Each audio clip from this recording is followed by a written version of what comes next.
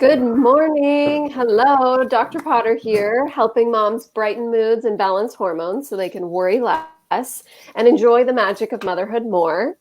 And today I am so excited to be here live interviewing Katherine Jeffcoat, who is a local Portland pediatric dietitian, and she is wonderful. You are just so lucky to have this information because her and I have gotten to know each other over the years. We've collaborated on some things, and she has an amazing philosophy around food. She helps so many families, and in particular, she helps families to not have picky eaters at the table. So if you have, if your meal times just feel like they're totally jumbled and your kids are begging for other foods than what's on the table, Katherine is your go-to person. So we are so happy to have her on today. Welcome, Katherine. Thanks for being here. Oh, thank you, Dr. Potter. I'm blushing. Thanks for all the kind words. Well, you are wonderful. Thank you. And likewise, you are too. Enjoy working with you. Oh, thanks. So let's start off and tell us a little bit about your practice. Okay, my practice is Northwest Pediatric and Family Nutrition, and we have an office in Portland, Oregon, and Vancouver, but we do see clients virtually, which we are right now all over. Our main philosophies in the clinic is helping families raise children to have a healthy relationship with food and their body. And we have three of us dietitians, and I primarily work with picky eaters and eating disorders and kids with weight concerns and food allergies. So it's been we just celebrated our 5th anniversary this fall of the private practice, but I have been a dietitian for 23 years. Oh, that's amazing. And what just important things to be helping families with, and particularly right now with COVID and all the things happening in the world, I think there's a lot of stress coming through as some food issues. Yes, I've definitely have seen an increase on just anxiety in children leading to more challenges around eating. It may present itself in picky eating, and for the older kids, more like the eating disorders. So it's certainly been a busy time, but it's a great time for families to work on nutrition because more families are home with family meals, more families are working from home and eating lunch with their kids and breakfast with their kids because more families are there. So that is an advantage of just working on it right now. Yes, that's great. So tell us, what got you into this, to supporting families? Well, I've certainly I've always been a dietitian and I've always just loved nutrition. I certainly I used to work at a hospital and had more patient care, but I missed just that supporting family role and seeing it through. And so, paired with having young kids myself and needing some balance in my life, I started the private practice, but it's definitely been the most rewarding thing I have done. Having children of my own, I feel like despite I've had 23 years experience as a dietitian, I only have getting close to 12 years experience. My oldest is turning 12 in a few weeks. So 12 years experience of just feeding kids. I have 2 kids myself, and I just know how challenging that can be. And so it certainly has been more rewarding for me to be able to help families and kind of see it through the process and also have the own flexibility of having my own schedule and flexibility with my own practice. Right. Yeah. Particularly with the younger kids. Mm-hmm. Yes. And what I love that you've been doing a little bit of is like cooking demonstrations with your kids. I love seeing those. During the pandemic, I did a lot of that. It's like, okay, what? Mom has to teach school today. Well, we're going to cook something today and let's go ahead and film it and teach others how to cook. So we had a lot of fun with that at the beginning of the pandemic of just cooking with kids and showing fun recipes. And my kids really got into it. So that was fun. Got those up on YouTube if anyone needs some support of knowing how to cook with your kids. Yes, that's great. Yeah, because sometimes for a lot of families, it's one thing to think about feeding the kids, and then it's another thing to actually cook with the kids. But it can be pretty easy, can't it? You have the right tools. Well, yes. And if my strategy is kind of doing some of the prep work ahead of time, especially for younger kids where you don't necessarily want them chopping with a heavy knife, so you do a little bit of prep work ahead of time. So there's more of a mixing it in and picking the ingredients or measuring a few things out, rather than, starting from scratch, trying to, like we made guacamole. So chopping an onion is a little tricky. So doing a few of that ahead of time, but definitely fun. Yeah, that's great. So through this experience of seeing all these clients over the years, what have you noticed are the biggest struggles that many families experience when helping kids around picky eating? I think the biggest thing I see, a lot of families don't realize, or they forget that their child was born an intuitive eater. As a baby, they cried when they're hungry and they turn their heads when they're full. So just hunger and fullness is intuitive. And so parents feel that need to make sure their child is nourished, because nourishing our children is taking care of our children. And it's hard for a lot of parents to stay on their own side as being the feeder and wanting to tell their child how much to eat or require them to stay at the table and eat a little bit of everything. And having a little bit more food police around their kids, rather than trusting that their child was born an intuitive eater. They know how much to eat, and certainly they're discovering that eating is one of the biggest sensory experiences we have. So learning to eat new foods can take a little time. And so they need about 15 exposures. They need to try new foods. And just because they said yuck on something 1, 2, or 3 times doesn't mean it never shows up again. So those two kind of pieces, parents often seem to need reminding on, as in your child knows how much to eat, and they also know they need that multiple exposures over and over again. And I'm getting the bright sunlight in my office now, which is good to see, but I may be a little blinded here. Yeah, that's such a good reminder. My kids are 2 and 4, and I really remember that when we switched into the solid foods, and it's like, I remember thinking, I would never push my baby to like drink more breast milk or anything like that. I just knew that when they were done eating, they were fine. But then all of a sudden, when they're eating solid foods, and maybe it's because we actually see what's on their plate and what's going in their mouth, is you want them to be eating more. And so it's this hard thing to remember, like, oh no, like my child is very intuitive of how full they are and what they want to eat. And there's been, just some studies just looking at even bottle fed babies, parents that tend to see the volume in the bottle have a little bit more pressure, like, oh, we need to finish it versus breastfeeding. There's no like measurement, and it can be so natural and intuitive, because even, so I try to support families too around even bottle feeding, as in let your child tell you when they're done, not to push them when they're giving those cues of they're done, they're turning away. And because that is a born instinct to know when they're done and trusting that. Yeah, that's great. It's a good reminder for, from that whole spectrum of very young babies and into like kids who are eating solid food. And certainly the things that will zap appetite will be if there is a lot of pressure at the meal. So if parents are like, you have to take a bite of everything, and that causes the child to be anxious, then that sets off the fight or flight response, and anxiety zaps appetite. And so there will be times your child will not be an intuitive eater because they'll be anxious at the meal. And so really I do a lot of work with families around improving that whole mealtime experience, as in not pressuring, take away you have to do the no thank you bite on everything, or eat food and bribe them with dessert. All of that is pressure that can just cause your child not to have a good appetite and end up wanting a snack an hour later because they didn't eat dinner. Right, because they were too stressed. Right. Yeah, wow.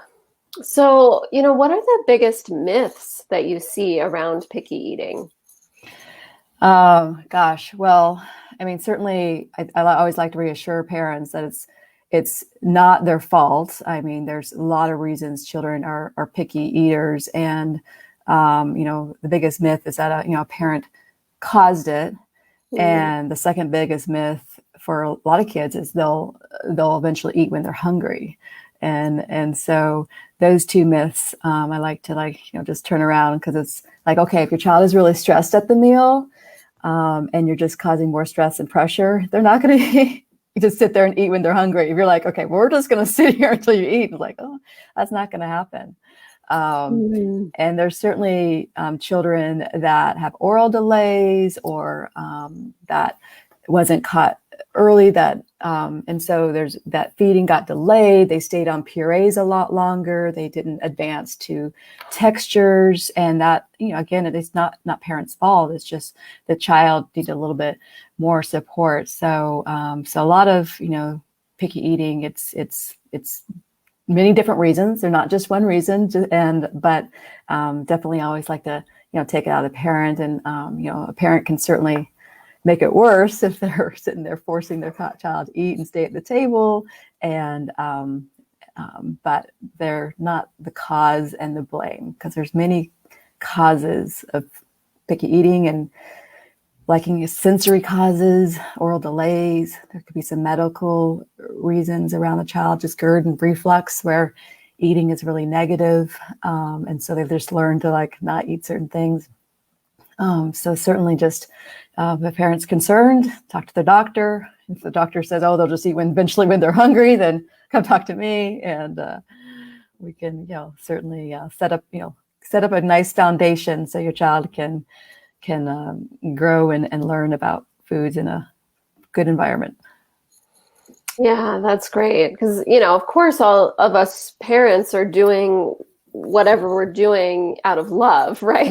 Right. And of course. sometimes, it just isn't getting communicated in the right way. And so kind of stepping back, working with you to help set up this just little different foundation to support kids. Yes. I remember I grew up in the Clean Plate Club. I was required to sit at that table until I cleaned my plate. And I can still think of that, like the food that was on my plate. Certain foods caused me to gag. It never made me like it. Some of those foods I like now, but as adults, we've had more exposures. We learned to like them, but there's definitely foods that children they need more time with for sensory reasons. They're maybe causing them to gag. Like I remember cooked carrots, they caused me to gag, and I was required to sit there and eat them, and such a negative experience. And it never made me like cooked carrots until now that I'm adult. I'll roast them just the right way, not too soft. Yeah, and that's a good point, because even you as an adult, sure, you had that experience, so you don't like the cooked carrots, but you're noticing well, I do if they're cooked a little bit shorter, they've got a little crunch to them. And so kids would have that experience too. Like, it's okay if they don't like it cooked in a certain way, maybe they like it cooked a little bit differently. Right. Just right. Having those different exposures. And, there's a great study that looks at just our saliva has proteins that communicates with our brain, and that the participants in the study, they had their spit tested, and scientists measured those proteins. And after 2 weeks, the proteins actually changed. And those participating in the experiment, the food was less bitter that they were trying, and they thought the food had changed, but the food didn't change. The actual proteins in the saliva changed.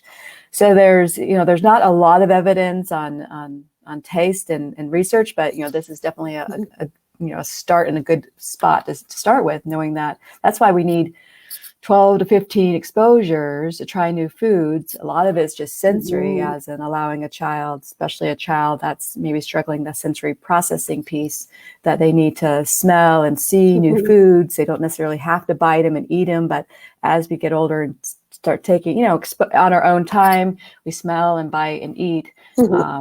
Our taste, we actually change. Our palate can change of how we perceive that food.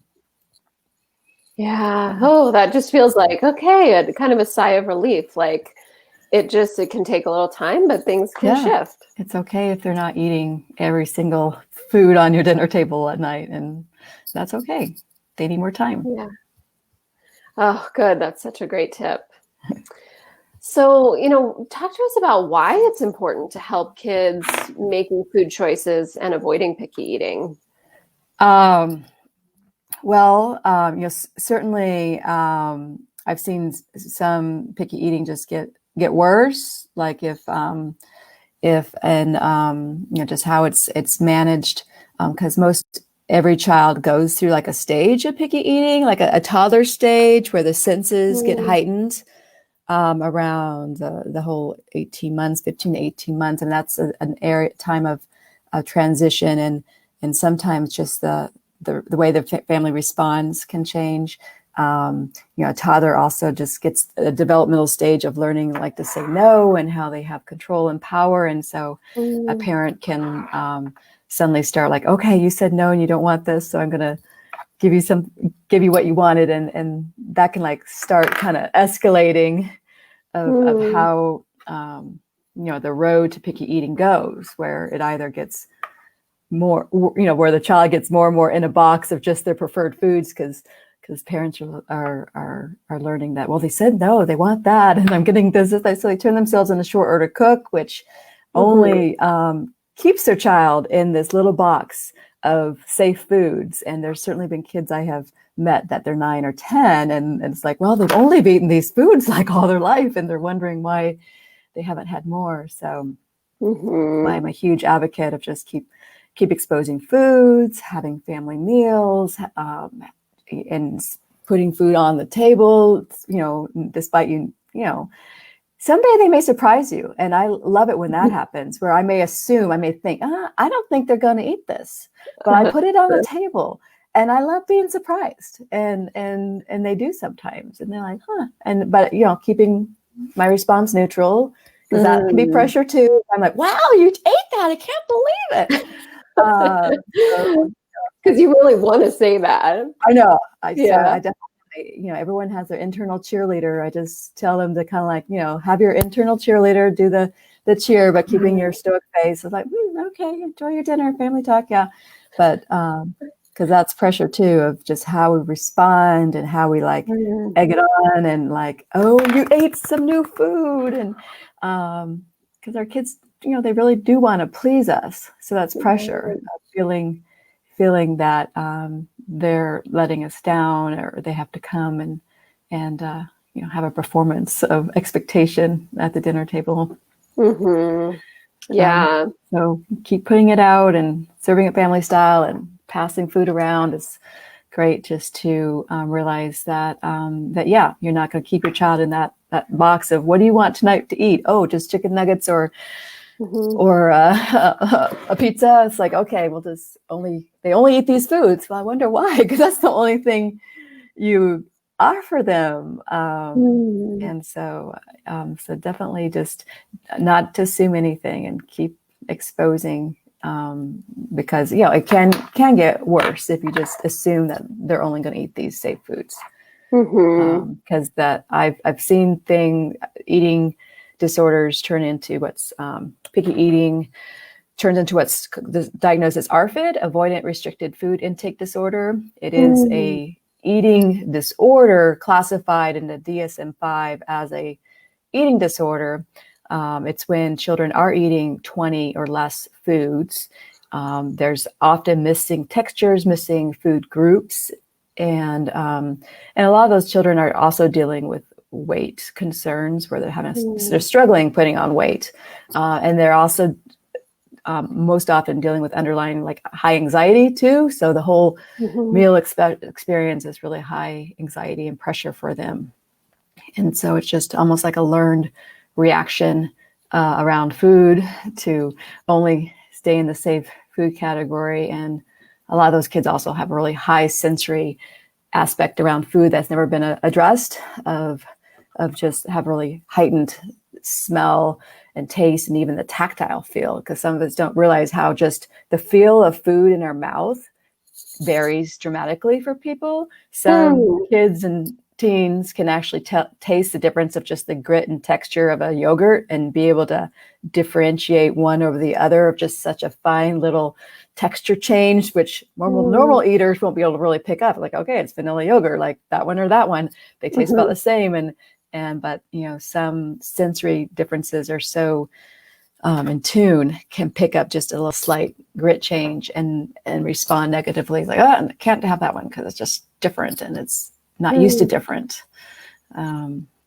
So a lot of aspects to consider in there. And I'm not sure if I exactly answered your question. So sorry. Oh, no. Well, you gave, great information. And I see how that's difficult when, the toddler stage, when they are getting like that power, at that 15, 18 months, or those big sensory changes for them, that's really when they're just starting to eat those solid foods or they're early in their journey. So that can be really challenging for parents to navigate that when you're like expecting your kid to be eating a lot, but you have to come over these other hurdles. Right.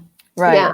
Right. And then remembering that older kids too can really be having those sensory changes, and just, it can feel different for them in their mouth. That's a really great reminder. Yeah.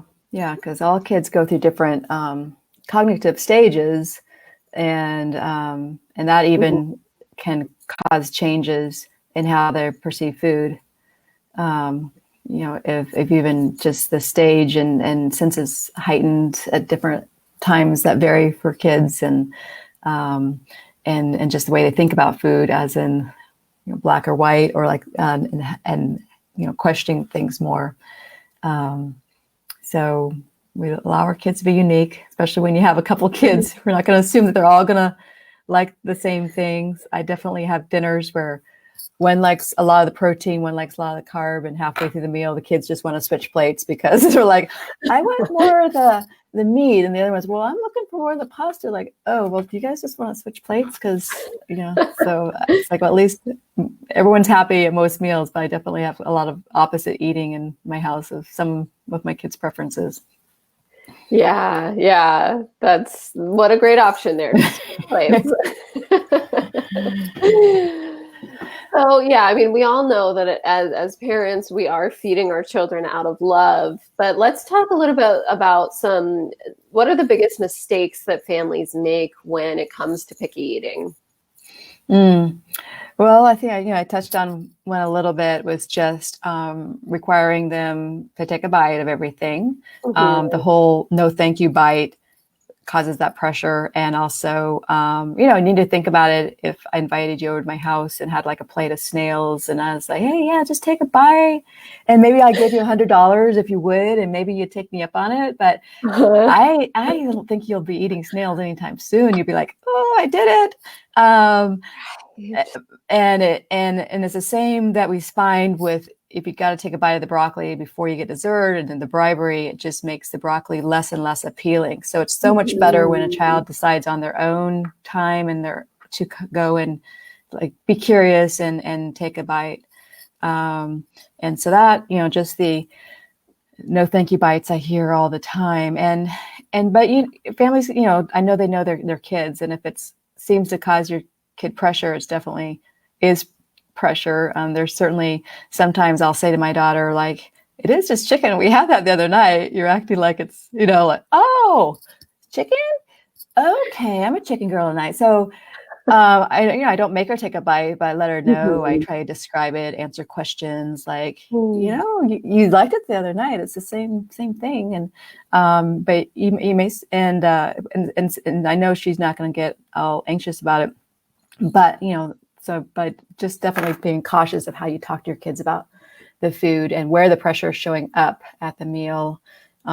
If it's just requiring them to stay, or using bribery, as in you got to eat in order to get dessert. That's another one, of trying to take dessert away from the whole you got to eat, because there's a lot of things around that, just because we want our kids to neutralize dessert and grow up and not like put dessert on this pedestal that it's like, oh, it's like so good and so rare I get dessert that as soon as they show up to their first birthday party unattended, they're gonna go berserk, because it's gonna be like, oh, I gotta go crazy. So when we neutralize it at home and just like, okay, tonight is dessert night and everyone's getting dessert regardless of what they ate, then it just makes it just like, okay, yeah, it's like everyone gets dessert. It's not like a reward base. But when we're treating it as a reward and a bribe and we're like restricting it where it's never available, then kids tend to seek out more of what they are restricted and aren't allowed to have. It makes them want it more. So trying not to loop dessert in with the reward, bribe, and all, because kids, they're born, naturally drawn to sweet things. It's kind of like drawn to breast milk. It's sweet, and so they're drawn to the sweet. It's kind of that natural survival kind of instinct to search out the sweet. But yeah, most picky eaters are always like a whole list of like sweet, sugary foods, but then they'll be like, okay, no fruits, no vegetables, and maybe lots of pasta. But so that's one of the things, just not letting forcing to take bites and using dessert as rewards and bribery is I see that a lot, and it in my mind it doesn't. My opinion, it doesn't help. It can actually make things worse. Yeah. I remember you gave that tip a little while ago, and about not having the dessert as bribery. And just kind of having specific treat nights. And it's like some nights are treat nights and some nights are not. And I've been doing that with my family, and it just feels really good because if I feel like I'm the one saying, oh, tonight's treat night, great, rather than them always asking like, oh, are we having treats? Are we having treats? Like, it's just really been it's just been so, not like a lot of anxiousness around that or excitement about like all these treats. It's just like, okay, treat night. Oh, okay, it's not treat night. That's okay. Yeah. Other nights it's just like, it's just not on the menu. Like there's no like stipulation as in, oh yeah, you didn't eat your dinner, so we're not having it tonight. That's like the worst thing for a child to be like bribery. That's bribery. Yeah, right. And then if you could, right. Describe what a no thank you bite is.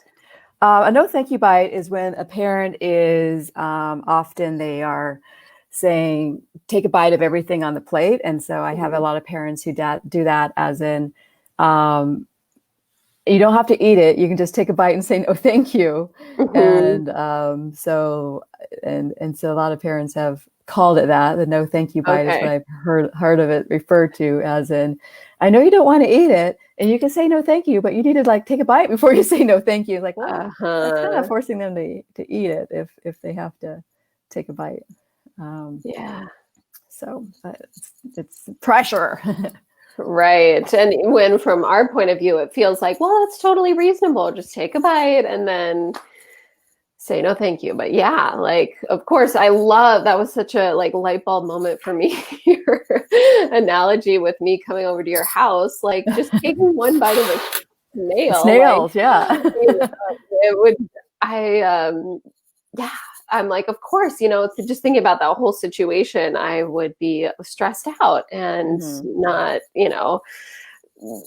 really anxious about that. So that's a really good way to because what you probably first thing you think about is the texture. Like you already know, you're already guessing. You don't have to eat a snail to already like anticipate what it's going to taste like, because we taste with our eyes first, and that's definitely how kids learn to eat. They first taste with their eyes, and they look at something and they can start forming their ideas of what it's going to taste like, and just by looking at it with their eyes. And so just like we do. So clearly I can probably imagine that a snail is just going to be slimy and the way it's going to feel because I can see it. Right. Yes. So that's what kids they're guessing too. And they're going to like look at something and like, oh, I can already anticipate how that's going to feel in my mouth, and that they're not ready for it. And so they are not ready to eat it. And so we need to give them that grace of like, okay, you need more time. Right. Because if it's carrots, right, for us, carrots are so, a part of a lot of meals, and, just a vegetable that's around a lot. And so for us, it's like, well, yeah, you should like carrots because they're always around. But for kids, it's their like, maybe first or third introduction to it. So it's similar to what we would think of as a snail. And, yes. Often so, right. Yes. Yeah. So just like reframing a lot of what we're thinking about. Right. Yeah. Right. So then, for families that are watching that are struggling with picky eating or are, kind of on that early journey of helping their kids be very happy, adventurous eaters, what can be done to help figure this out? Well, I have a free masterclass. Just next week, next Wednesday, and I can Uh-huh. put the link in the comments. It's the 5-step solution to your child's picky eating problem, and there I'm going to go through how to build a strong foundation and the 5 steps behind that strong foundation. So I encourage anyone who's watching this to join me there, or if they're watching this late and the webinar is already over, then they can always reach out for me. I do offer free discovery calls, and that can be scheduled from my website to just talk through solutions of how we can turn picky eating around. And I could put that link in the great. And comments. so you're located here in Portland. Please do. You're located here in Portland, but you see people from all around. Like if someone's in another state, they can call you. Yes. I mean, there's certainly certain states have different licensing laws, and there's a handful of states that I'm not licensed in that they do have licensing laws. But Oregon is one of those that has a licensing law, but I am licensed in Oregon and Washington, and there's a handful of other states that I can work with other families, because I do take insurance and are able to work with families. And virtual is a wonderful thing, and I can be in their kitchen and go through the cupboards, and occasionally at the dinner table when I work virtually with families. So that makes it works out well that way, to be able to see what's actually in their cabinets, and occasionally, especially the young ones, how they're eating and all those little pieces. So that's worked out nice. Oh my gosh, that's just an amazing addition to this virtual work. Like, wow, to have you in my kitchen would be amazing. I know some parents are caught off guard, like, what? You want me to show you what's actually in our cabinet? Let's talk about this. You said, their kid just said there's nothing to eat in there. So let's see what's actually in there. So that's been helpful, especially when I have the teenagers that say there is nothing to eat in the kitchen at all. Oh, let's go look. Let's walk me through, and they're like, wow, we got like popcorn, nuts, there's fruit. There's a lot in there. Oh wow, that's wonderful. That's such a great thing to have as a resource. Yes, it's helpful. Good. Okay. So yes, we would love those links in the comments here. And I just want to say hi to Shira, who said thank you. Hi, Shira and Marie Eve. Hi. We love you guys. Wonderful. So thank you so much, Katherine, for being here and just giving all this great information. And so excited for your masterclass next week to learn about those foundations for helping a picky eater. And thank you. Thank you. Thanks for having me on. Oh, sure. Talking to you, like always. Have a great day. Okay, bye-bye. Bye. Let's see.